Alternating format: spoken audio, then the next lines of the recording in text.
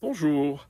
Alors aujourd'hui, je suis très heureux de pouvoir vous présenter mon dernier livre, qui est un livre sur Thérèse d'Avila. Donc c'est l'essentiel de Thérèse d'Avila, puisque elle a écrit un livre à la fin de sa vie qui s'appelle Le livre des demeures ou le château intérieur.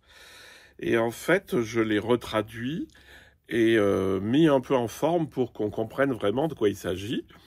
C'est un petit livre, mais qui contient vraiment l'essentiel de la spiritualité. Il y avait, il y a eu plusieurs problèmes pour Thérèse pour ce livre. C'est que d'abord, elle était un tout petit peu persécutée par et son ordre et l'Inquisition, mais qu'elle avait quand même des choses à dire qui étaient très importantes. Et c'est ce qu'elle dit dans ce livre, mais elle était très malade en fait, psychiquement. Enfin, elle avait des maux de tête abominables, etc. Elle était très malade et donc elle dit que je vais sûrement me répéter, c'est dans le désordre, etc.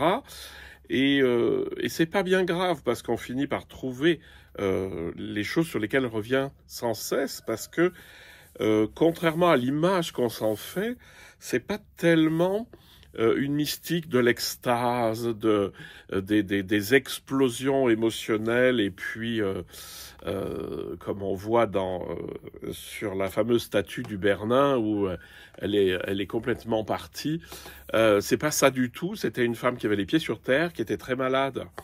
Mais c'est pas un problème parce que la spiritualité, elle est accessible à tout le monde.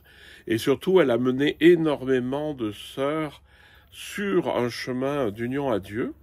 Et ce qui est le plus important là-dedans, c'est de comprendre qu'il y a tout un chemin qu'on retrouve aussi d'ailleurs chez Mathilde de Magdebourg, que j'ai aussi traduit, qui est d'abord un chemin assez émotionnel avec ce qu'on appelle la mystique affective, où il y a un rapport amoureux finalement avec Dieu, mais avec des hauts et des bas, comme dans toute relation.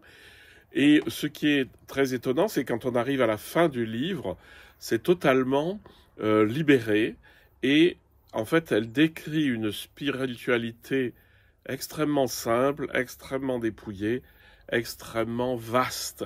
Et c'est ça que je voulais vous faire partager.